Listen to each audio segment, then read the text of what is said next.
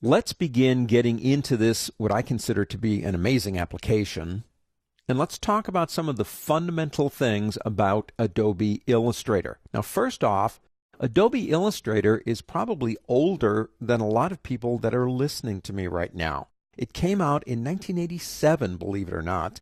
It was Aldous Illustrator. It has really grown from those beginning days. Bought by Adobe. Adobe Illustrator is what we call it now. We're currently at CC, which is kind of cool, Creative Cloud. We're here to talk about fundamental differences. Many times at university, I'll have a student come up to me and they'll say, well, Professor, I've got Adobe Photoshop and I love it. I use it all the time. And why do I need Adobe Illustrator? Because you're showing me this cat here. And, you know, I'm pretty good. I could paint that in Adobe Photoshop. I wouldn't disagree with that. I could make this in Adobe Photoshop. The fundamental difference between something done and created digitally, like with a digital camera, and opened in Photoshop, and something done in Illustrator is how it's built.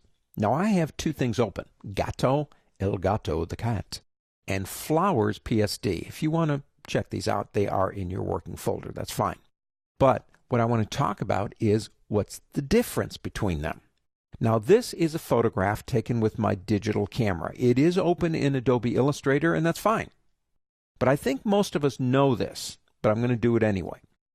If I come up and pick up my zoom tool and begin zooming in on this area right here, now this is a high-res image, so it'll take a bit, but eventually we begin to see the actual breakdown of the image itself. We begin to see the pixels that make this image up.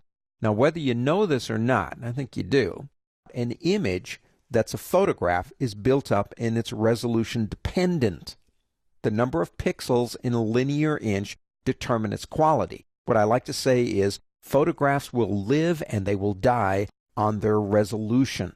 If I have an image with a resolution of 72, it'll be fine in PowerPoint. It'll be fine on the internet in a PDF document, but it ain't going to work if I want to print it.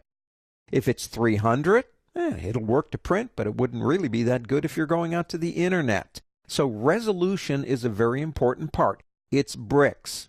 Now, eventually, because it looks like a flower again here, eventually when we begin lowering the size of an image down in a program like Illustrator or Photoshop, and it's resolution dependent, our eyes lose the ability to resolve the image. Resolution is about resolving. Eventually, our eyes can no longer resolve the little tiny bricks. And what happens is color memory and color shape in our heads take over and we see a flower. But in reality, that thing is nothing but a bunch of square bricks, pixels. Now, if we go back to El Gato here, this was drawn with a pen tool. Now, it's not really that complicated of a shape.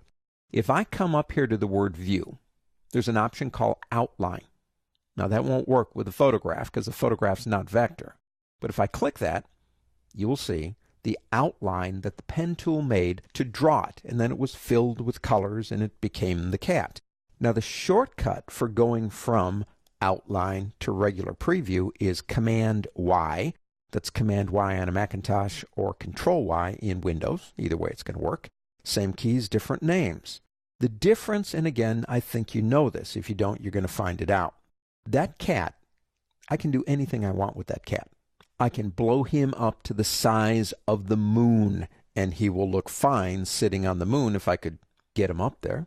But I don't have that problem with resolution because he's vector. He is resolution independent. So if I come up and pick up my zoom tool again and begin zooming, it doesn't matter how big I make this thing, because what happens is this. Images in Adobe Illustrator are created using vector.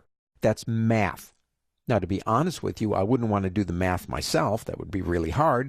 And if you had to do it, very few people would use Adobe Illustrator. The pen tools in that create mathematical shapes.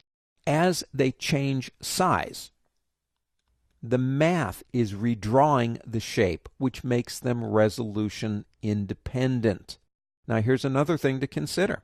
If you're working with a photograph, you add twice as many bricks to that wall in a sense. You're increasing the number of pixels. You're going to make that file huge. It's going to be more than double its size. If I decide to make this guy bigger, appreciably it's not going to change the size of the file, because by making the file bigger, I'm just simply changing the math to achieve that goal. Adobe Illustrator is resolution independent. Adobe Photoshop is resolution dependent. So Illustrator, logos, clip art. I do all my logos in Illustrator because I can then take that logo and put it on a business card or put it on a billboard, and it won't make any difference. I use Photoshop for the other stuff. Well, for photographs.